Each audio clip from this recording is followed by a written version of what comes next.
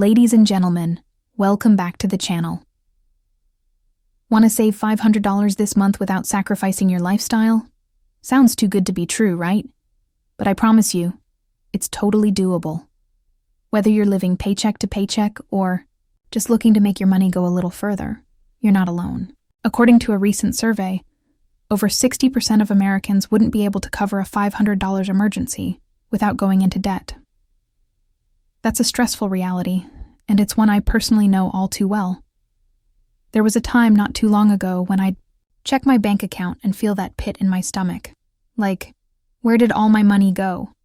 I wasn't buying anything extravagant, just everyday stuff. Groceries, coffee runs, little subscriptions here and there. But it all added up.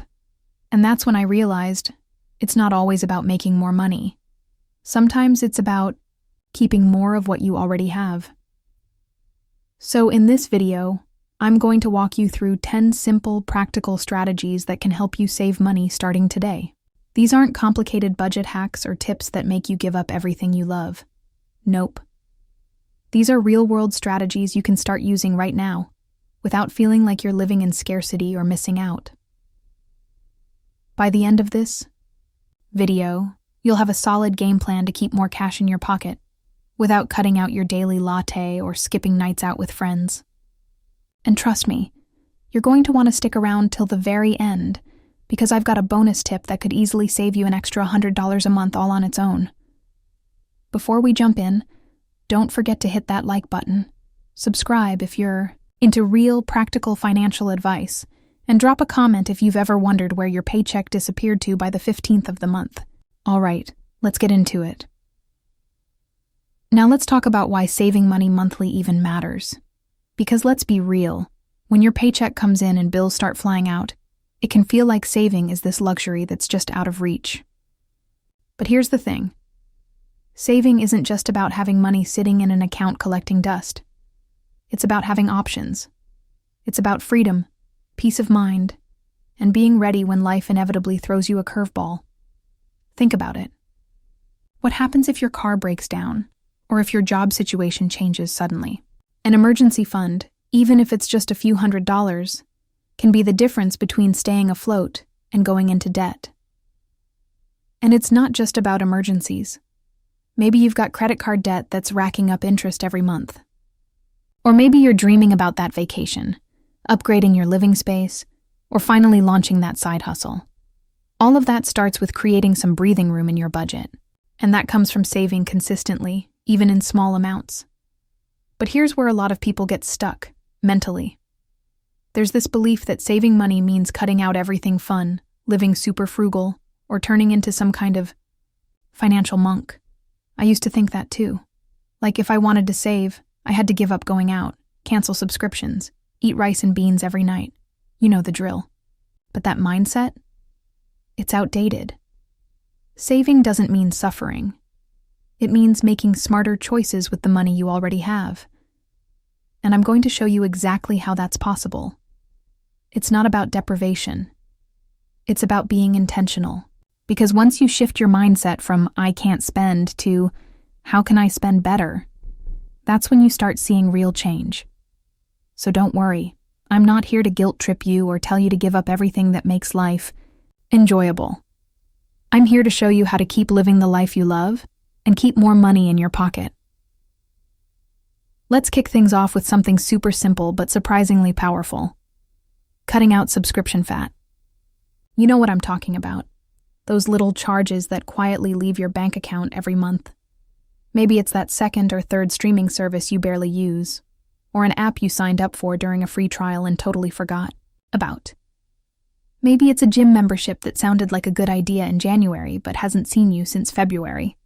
We all do it, and companies love this model because it's sneaky. Those $5.99 or $12.99 charges don't seem like a big deal on their own, but multiply that across several services, and you could easily be losing $30, $50, even $100 every single month on stuff you're not even using or enjoying. Here's what I recommend. Take 15 minutes and do a subscription audit. Pull up your bank statement or credit card history. Yes, actually look through it, and list every recurring charge you see. Ask yourself, Am I really using this? Is it adding value to my life? If the answer's no, or even meh, cancel it, even temporarily. You can always resubscribe later if you miss it. Apps like Rocket Money and Truebill make it incredibly easy to uncover where your money is quietly slipping away. Most people sign up for subscriptions and forget about them. Things like streaming services, trial memberships, cloud storage, or app-based services. Over time, these small charges blend into the background of your bank statement. You might not even notice you're paying $10 here and $15 there every single month. What these apps do is connect to your bank and credit card accounts, scan through your transaction history, and identify any recurring payments. That means they can spot subscriptions you may have forgotten or no longer use. But it doesn't stop at just identifying them. These apps also offer tools to help you cancel unwanted subscriptions without the back-and-forth hassle. Instead of hunting down login credentials or calling customer service, you often just tap a button and let the app do the work. Some of these tools even go a step further. They'll negotiate lower rates on your existing bills, like internet or phone service, saving you even more money. The beauty of this approach is that it doesn't require any sacrifice. Cutting 2 or 3 unused subscriptions can easily free up $30 to $100 every month. That's money you were already spending, but not getting value from. And because you're not giving up anything you actually use or enjoy, like your morning coffee or occasional meals out, it doesn't feel like a loss. Instead, it feels like a win. You're tightening up your budget without feeling deprived. It's one of the rare ways to boost your savings effortlessly, and all it takes is a few minutes to get started. Let's roll into tip number 2, and this one's a game changer if you tend to eat out a lot. Cook at home for just 1 extra week this month. That's it. 1 week, not forever, not every single meal. Just 1 extra week where you intentionally skip takeout and prep your own food instead. Here's the reality. The average meal out, whether it's fast food, casual dining, or even coffee and a snack, costs somewhere between $12 to $20 per person. Do that just once a day for a week and you're looking at $84 to $140 easy. And let's be honest, most people grab food out more than once a day. Meanwhile, meal prepping at home, you can easily prep 5 days worth of lunches and dinners for under $50 if you plan smart and shop intentionally. You don't have to be a chef or spend hours in the kitchen either. Keep it simple.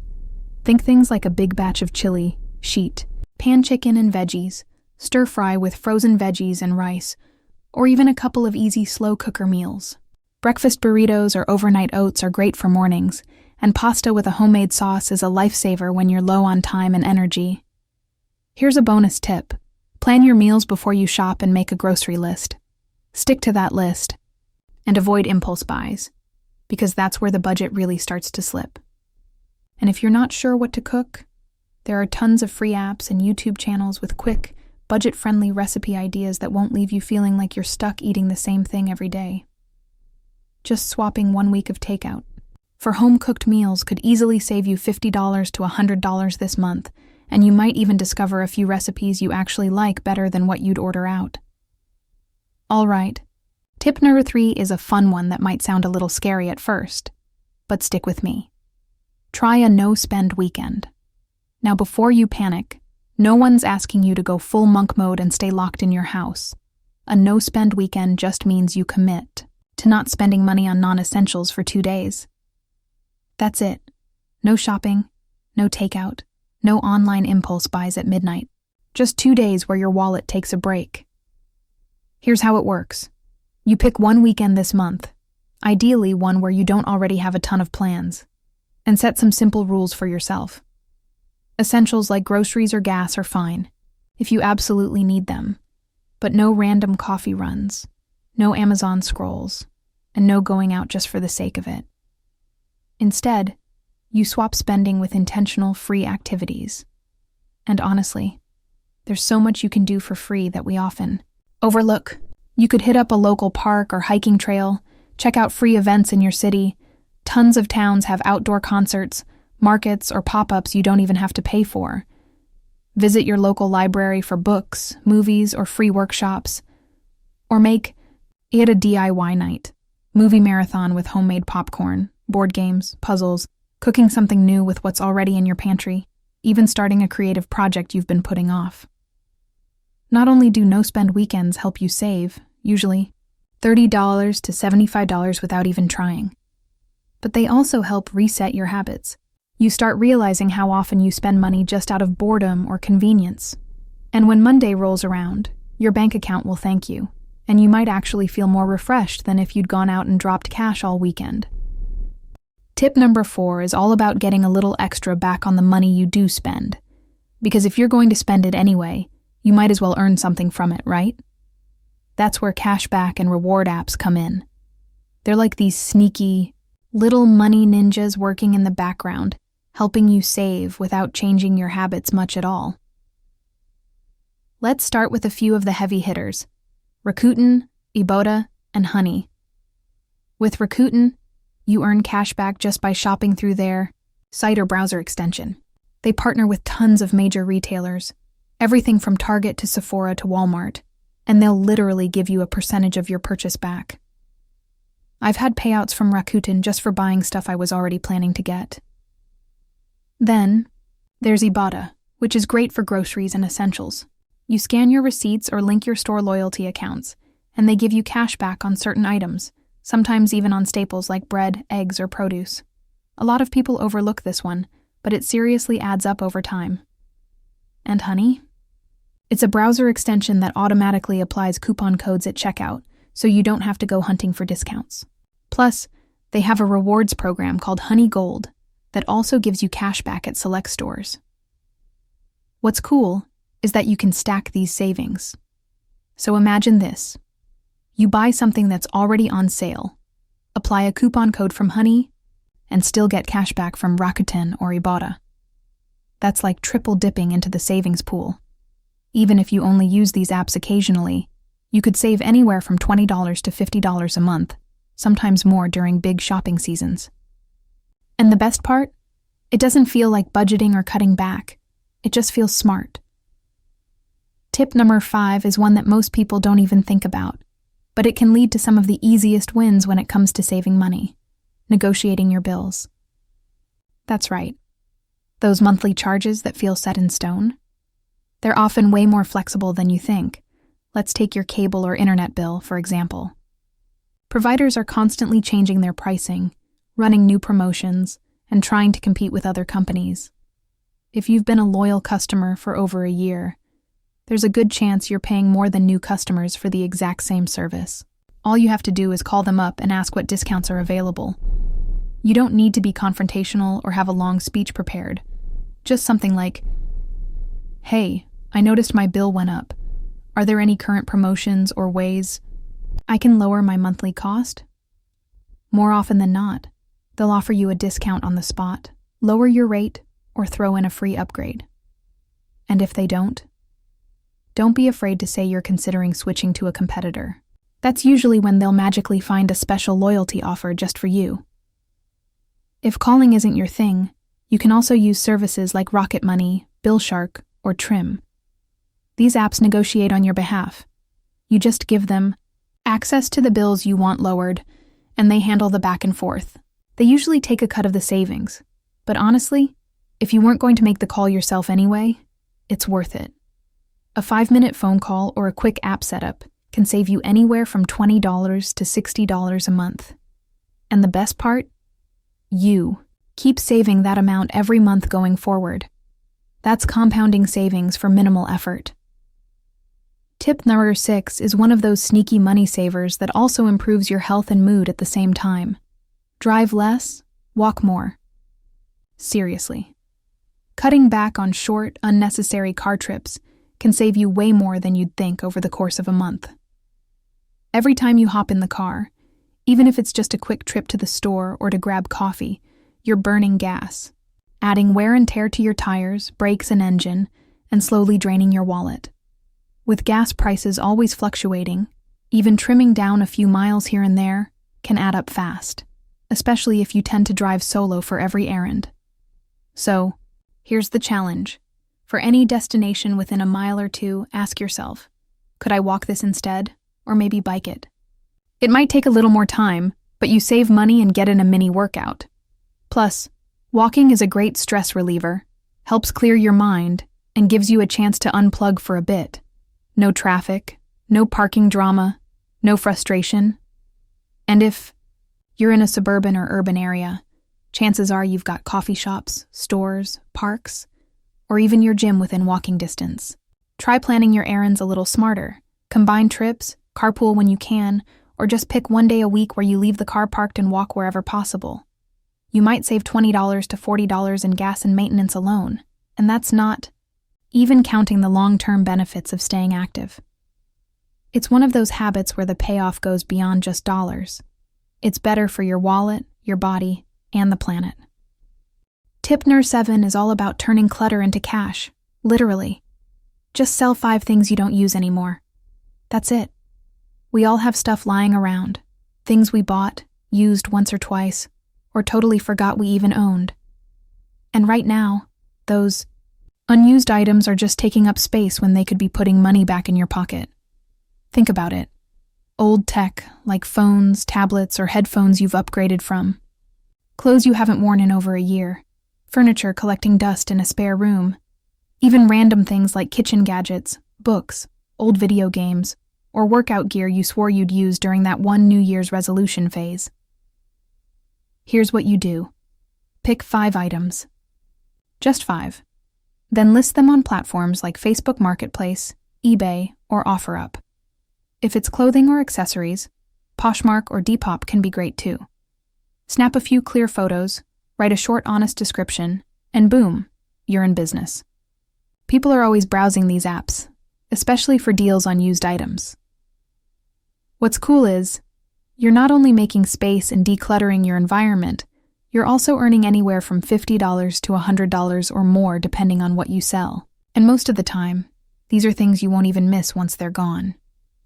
It's such a satisfying way to give your budget a quick boost, especially if you've got goals like building an emergency fund or paying off a bill.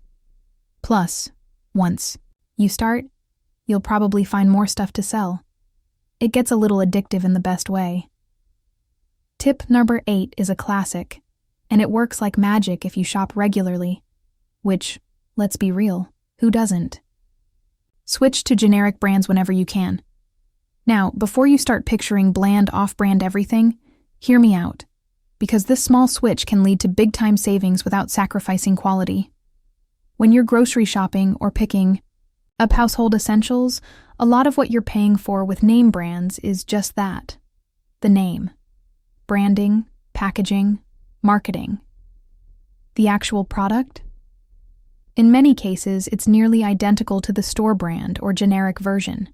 We're talking canned goods, pasta, baking supplies, spices, over-the-counter meds, cleaning products, even toiletries. Sometimes it's even made in the same factory as the name brand, just with a different label slapped on. Let's say you grab brand name cereal for $4.50, but the store brand right next to it is $2.50.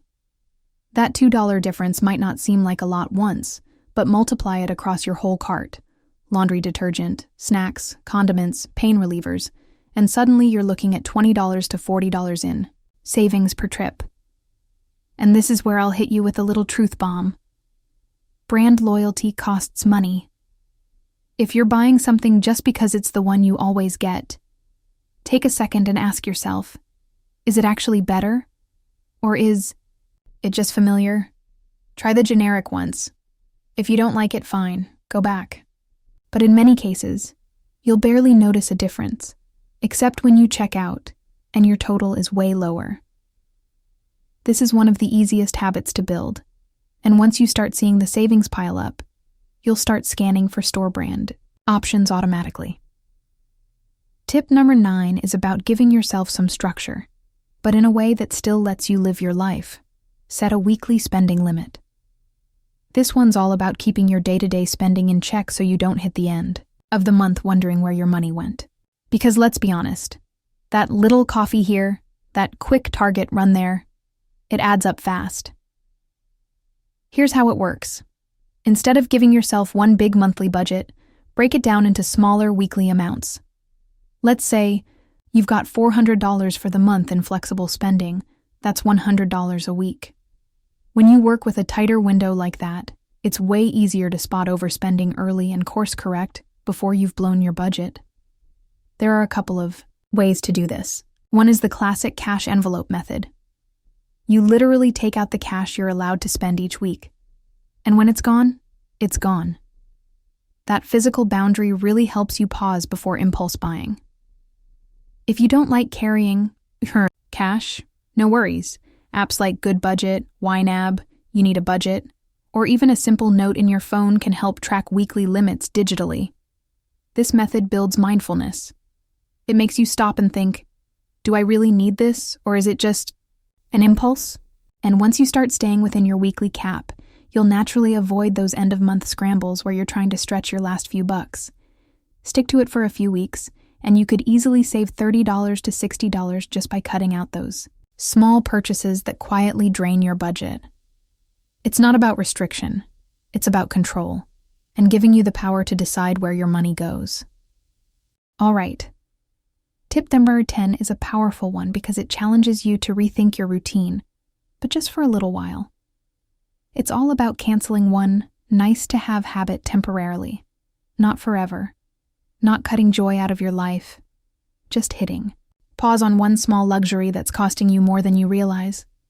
Maybe for you, it's that daily $6 coffee shop run, or getting lunch delivered during the work week.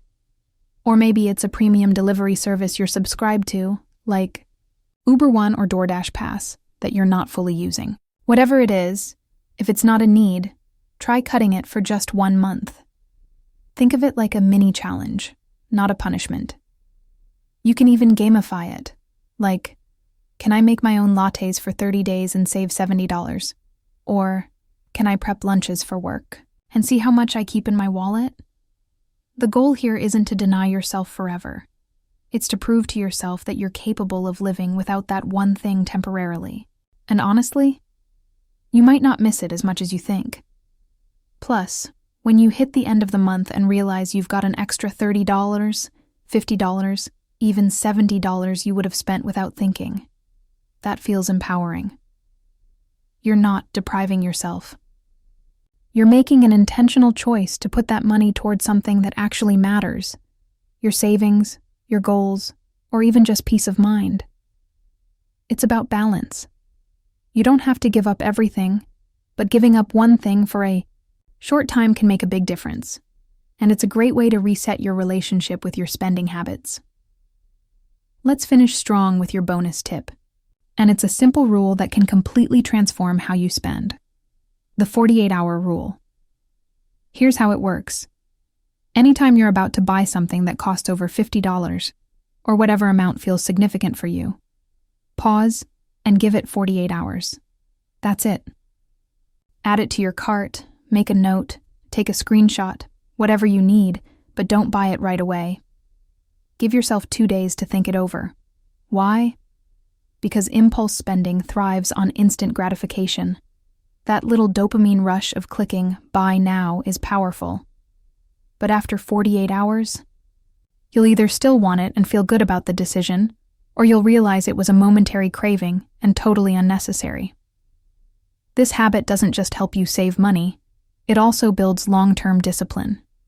You stop letting emotions drive your purchases, and you start making more intentional choices. It's not about saying no forever. It's about making sure every yes is worth it.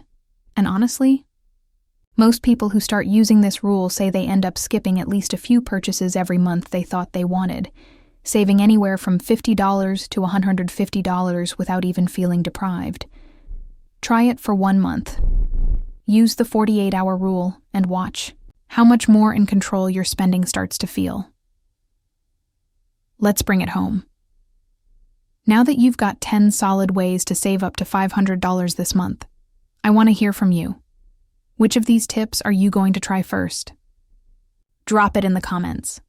Are you cutting a subscription, trying a no-spend weekend, maybe selling some stuff you've been meaning to get rid of?